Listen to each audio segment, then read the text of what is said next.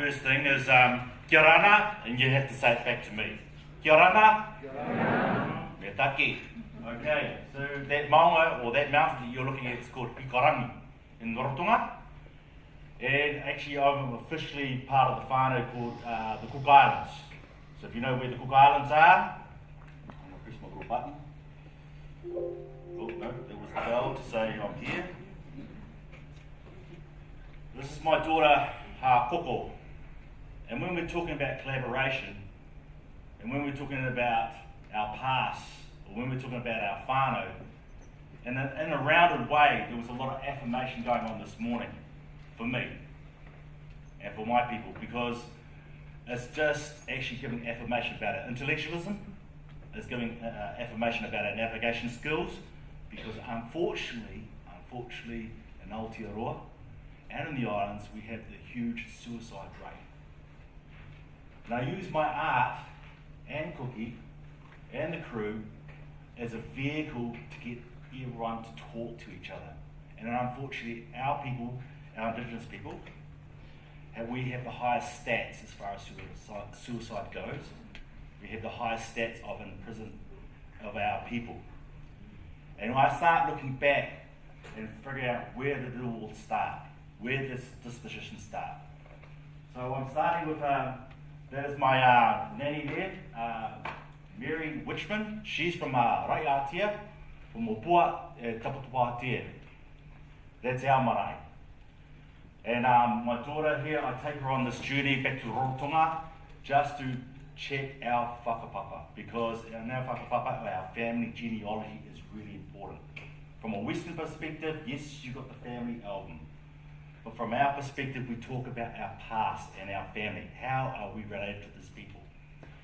And when Tupaia came to light, when Anne Salmon wrote that amazing book called The Trial of a Cannibal Dog, I'm actually not a very good reader, but George Nuku actually threw me this book and said, Tuffery, you need to read this is really important. Because I have dyslexia, I actually smashed this book in one day, and I couldn't believe it because it was the very first book I actually smashed out. But what got me excited was this character called Tupaia. And Tupaia was from Raiatea, Tapuatea. And that just gave me a whole lot of, opened up my mind, and actually I started talking to the tamariki, because I work with a lot of at-risk tamariki back at home. When I'm talking about tamariki, youth, who don't know themselves. And the sad part is, yes, our language is actually taking a real big hit, especially in the Cook Islands, because of tourism. And so basically, I'm so envious of my daughter because she does te reo, we speak Samoan, we speak Cook Island, and that's why we're trying to strengthen, and that's why this document, when I came up to the exhibition, I was actually overwhelmed about these taonga in front of you, talking to each other. And actually, those are the cues that actually gave me the inspiration to actually talk about this beautiful relationship between Parkinson. Now I'm just going to show you, so here's Rarotonga. This is where my biological father's from. And my nanny's from Raiatea. And then my mum, my biological mum, is from Samoa. So basically when you go to the supermarket, and you go and you look at the fruit salad, that is my makeup. And I talked about to our tamariki, especially our Indigenous ones, about their DNA, how special they are, because we get pounded from this perspective about our education. But the great thing about art and the history actually helps give them affirmation about who they are. There's a lot of our people living here in Australia that don't know themselves. This is Raiatea. This is actually my Hawaii.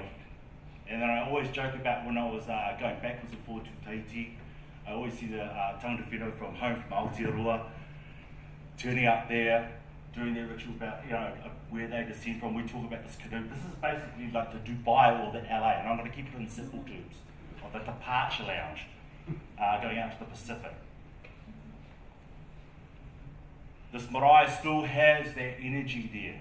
And you have this whare in Aotearoa, but basically this is our marae.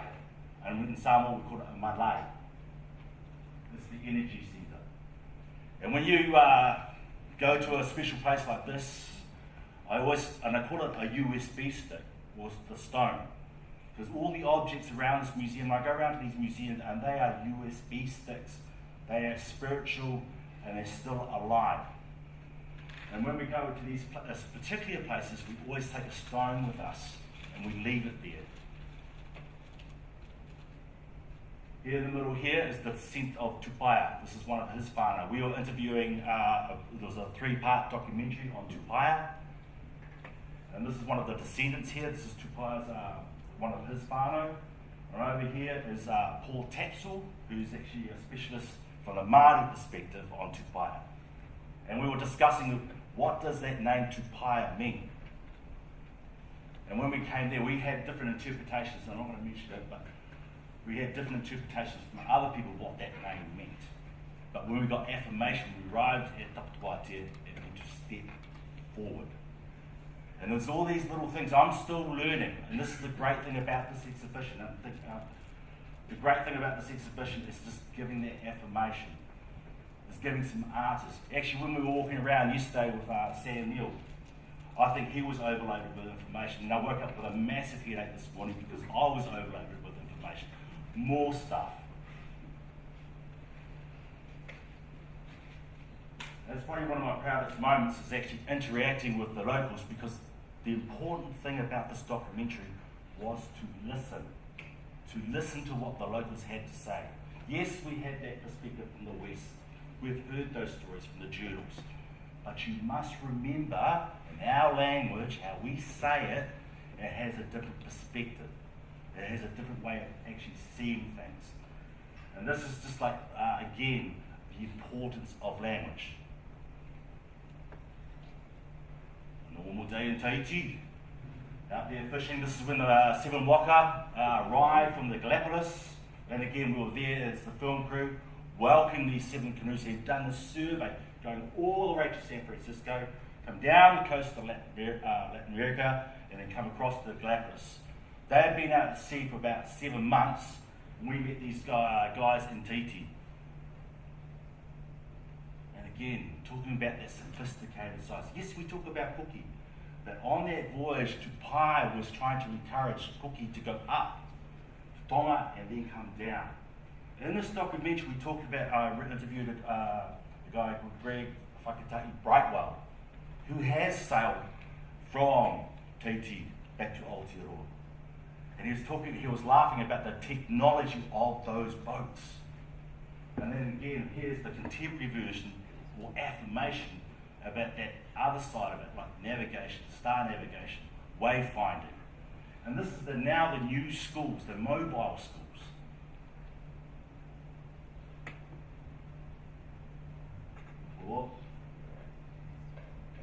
Now, I'm a big fan of teaching. I love my teaching, and I think the collaboration, and what's inspired me is this relationship between Parkinson and Tupaia. And when they started creating this watercolour together with the kura, that for me was the first step and the first collaboration.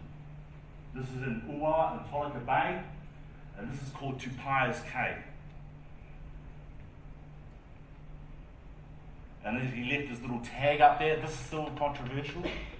We were looking for his tag. And there's been a lot of discussion about the pictographs that were left in this cave. I tried to ring the guys that actually recorded this, the pictograph in this area, but I had no luck. So I've been trying to get people to come and date this and carbon date this piece.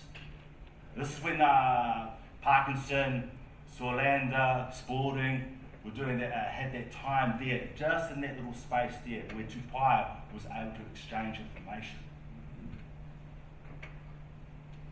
Opotama in Uawa in Tolika Bay. And this is what I do. I do these little visual responses, especially on tapa cloth, these significance. Because when that tapa cloth appeared, they were willing to trade with it. It was actually something, yeah. Tupaia's Spring. Now this is a collaboration between the Hawaii people, and we've just been in Tolika Bay. And this is actually a response. I always talk about the very first Polynesian to take the first photograph with the watercolour, alongside with Parkinson, this beautiful young man. And for me, that is the first transition. This is the first recorded transaction between trade. This kura, this piece of tapa. But where did they learn this from? And here's Tupaia recording that very moment on a hilu. And when I talk about using the hilu, we're combing through the history. And when we went to the British Museum, we actually got to see this hilu, or the comb. This is an interesting bit.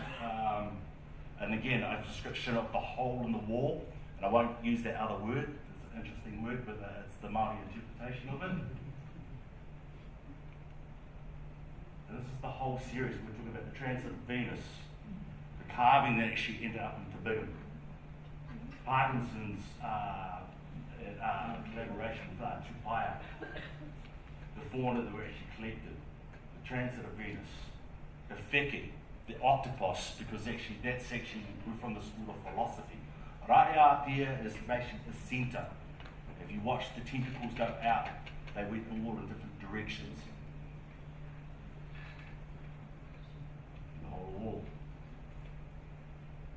Fauna. And I'm right into minims. The minims for me are facts. And basically, I don't just draw on the paper. I use shells or from those minim sites where these people went just to prove a point. And I record, do illustrations on these shells because at the bottom of those hills where Tupaia's cave was, there's this beautiful minim just below the cave and on the opposite side. Ngā kina. And again, I'm using shells as metaphor. And this is a piece that we've done in Wellington. It was talking about what was going on in that area to remind us human beings about our littering. Nighttime shot. I'm using different vehicles on purpose because I'm not talking about this generation that I'm staring at right now. I'm talking about the younger ones.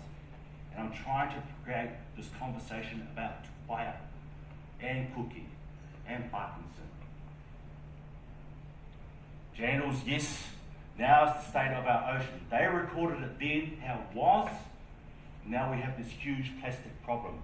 At the moment I'm working on this project with these scientists and actually looking at the state of our pelagic birds in Aotearoa and the Pacific. There's a big giant conch shell with jandals. And again, the storyboards, what I do is create these storyboards to create these conversations, especially for our community.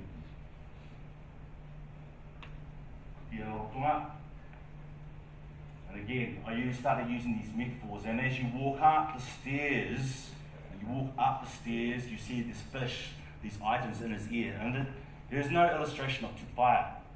Some people say there is, so what I did is I started using metaphors or little symbols in Cookie's ear, and that was Tupaia trying to talk to him, give him direction. And then I did the tini pipi, the corned beef cows. This is when he's taking his stop, when Cookie came back on the last voyage, just dropped the stop off with all my. And so what I did is I repatriated the actual can, the corned beef can, into these illustrations to actually how much the landscape had changed, what was going on at that time. There was a whole animation series. People are trying to figure what the hell is the connection between the bull, Cookie, and our people now, but if it's the state of our health. In Samoa we have the highest stat as far as diabetes go because of processed food. We smash them up, there's the cannons, and again this is a performance piece, so I make these beautiful, big, huge pieces of bulls, and then I smash them up to get the people talking to each other. This is up in Brisbane. My Cookie series, the first 15, there's 15 different personalities, 15 different personalities in the Cook Islands, there's 15 different islands. There's a whole different series.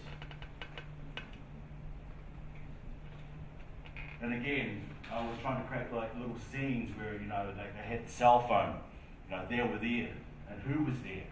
And it was interesting listening to the Tongan lady this morning, and she was talking about this, we call it the tuinga. And then I was actually, and again, this, that who was there, and I'd say that there was a lot of interaction between Fiki, Samoa, and Tonga. So I was talking about the diversity of people that were there. This is again responding to the tapa, looking at the side profiles. This is up at Waiheke when I created this whole series when Cookie passed Waiheke Island. That was the next BP station. So the BP stations I'm talking about is coming from DT, coming all the way down to Rarotonga. Rarotonga is the next BP station you stop off, and then back down to Aotearoa at Waiheke Island. So this is a piece in acknowledgement to one of our captains at the marae at Waiheke Island, at the marae. And again, the stone here is actually from our village. And again, looking at the state of the fish, where we are now. And I was looking at like how people have actually I was working up in the Solomon Islands, and actually I was quite disgusted with what actually the fishing practices. I actually worked up in the Solomon Islands, up in the rainforest for almost 8 years, on and off. And I saw these huge fishing factories coming through the Solomon Islands. And again, my job, and I felt, was to record what is actually happening now. We do these performance pieces, like again, this has got actually a smoker inside it. It's always community, we always work together as a community when we do these performances. Painting series again on the shells, so that was the next stage. Print series, and again, the shells, actually those lines are like tree rings, they tell a story. There's a story behind them. A mechanical turtle, and again, these are three-dimensional images, because I was so overwhelmed when I walked through that exhibition yesterday. And I was looking at all the illustrations, and what I've done is just taken those images and I've made them three-dimensionally, but talking about now. It's Papa, and Mark will remember this. Basically, we did first contact, and so what I did is basically went for the collection, and I wanted to turn Te Papa inside out, because a lot of us don't get the chance to actually look at the collection in the back stores. So what I basically did, I got a whole crew, this is why I love this collaboration, using Cookie as the base, basically photographed, documented, and we did a whole lot of animation. These pieces, and this is the best story here, because basically we had these wowo, and we wanted to play them because we wanted to hear the sound, and I had to get a specialist hormone to come down and test drive these pieces from the papa, and then I had the audacity to say I want to take them outside and use them as part of my projection architecture for the first contact, and they were just, what? You want to do what? And I said, I want to take the pieces outside, because the air is different from inside, outside. And so what I do is I do a lot of collaborations, and that's why I'm so inspired with Parkinson and Tupaia, with these two guys collaborating, collabing, sharing, learning from each other. And so I got musicians, rappers, dance groups. This is Victoria Polynesian. And then when we did this performance at the Papa, we turned it inside out. We created this piece that went on for about a whole month. And what we did is we filmed everything, and we just brought it out to the audience, and we created this beautiful audio track. And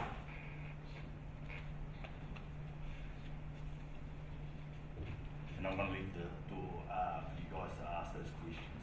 Because you know what, I'm actually been overwhelmed by just even walking here yesterday when my wife and I were in the Uber car, and we looked up and we saw this gigantic cookie right in front of us. And I was actually quite overwhelmed by the size of this dude. But what was even more exciting, like I said before, I was overwhelmed when we walked through that beautiful space with that beautiful energy. Because we had these books that were talking to each other, and seeing the real physical paintings, because I've only seen them in books. And a lot of it was, again, Sam and I were actually conversing, but I think we were both overwhelmed by the information. So I'm going to leave the space for you guys to ask those questions.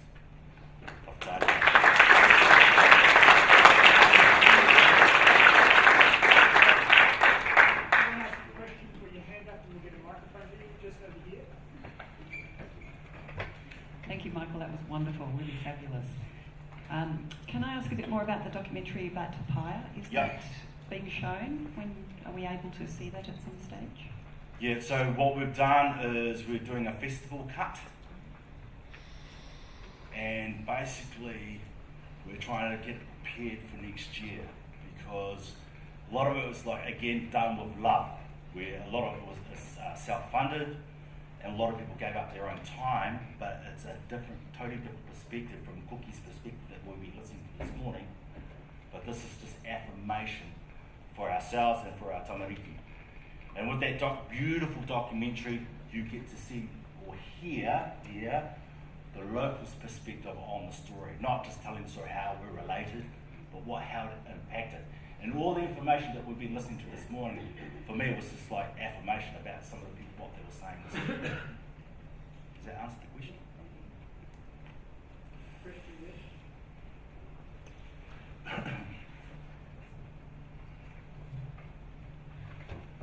Follows on from the previous one. What's it called? What's the documentary called? Tupaia's Endeavour. So everyone thinks it's that boat that turned up at Tolika Bay, thinks it's Tupaia's boat. He's in charge. And they were there for 6 days, and he had the whole place. He was running the place. But again, it's like seeing whānau or seeing family there, seen for a long time, and sharing that space and exchanging. Because they were asking which waka was going back. Did you see such and such go back? Because remember, we're talking about the present, well, the ones with the information now, but we're talking about the local view about which waka was going backwards and forwards. That's the cool part. One just there, and then we've got one up behind. Is it true that a lot of Tupaia descendants are in the Firth of Thames area? Oh, you mean the seeds that were left behind by the crew as well? There are that name, and that's why I mentioned Ikorangi. Those names and Tupaia is actually still, those names are still floating around. That's the cool part, because my daughter was playing against the Australian team, the netball team, was the under 16 team, and in the Australian team there was a name Tupaia at the back. One of the girls was playing against my daughter, the New Zealand team, and I cracked up laughing, so I chased her. I said, "How did you get that name?" She said, "Oh, I'm from Hamilton, but my family originally from the East Coast." Go figure.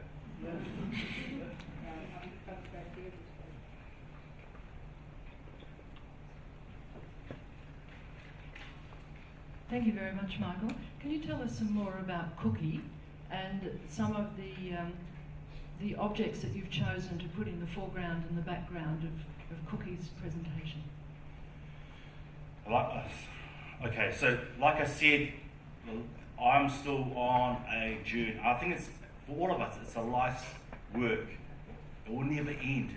This conversation is probably going to happen 50 years later. We were talking about it this morning. And again, I'm still learning. And now the reason why I put that first photograph of my daughter, because we're both on that same journey. And the objects, especially in Germany, I go back to Germany, and again, there's a lot of objects there when I come into contact. Sorry, Mark. I don't wear the gloves because there's no contact, there's no energy. And when you put your hands and when you take the energy from there, they sort of look at me and say, "You can't do this." I said, "Yes, I can." Because I'm one of the descendants. And I've come here to actually have this conversation. And all the lonely pieces that are sitting in these basements are all talking to each other, waiting for us to turn up. And it's our job to turn up, well, not the self-appointed bit, but basically what I'm trying to do is like open those doors for our tamariki that have come behind me or beside me. And it's trying to open up that conversation to enlighten and empower. I'm into empowering people about what we are looking at. And like I said, there's a lot of, especially that piece with that watercolour of Tupaia, did with the kura or the crayfish being swapped. For me, that was like, that's a beautiful collaboration, and that two arts are meeting together. Does that answer your question?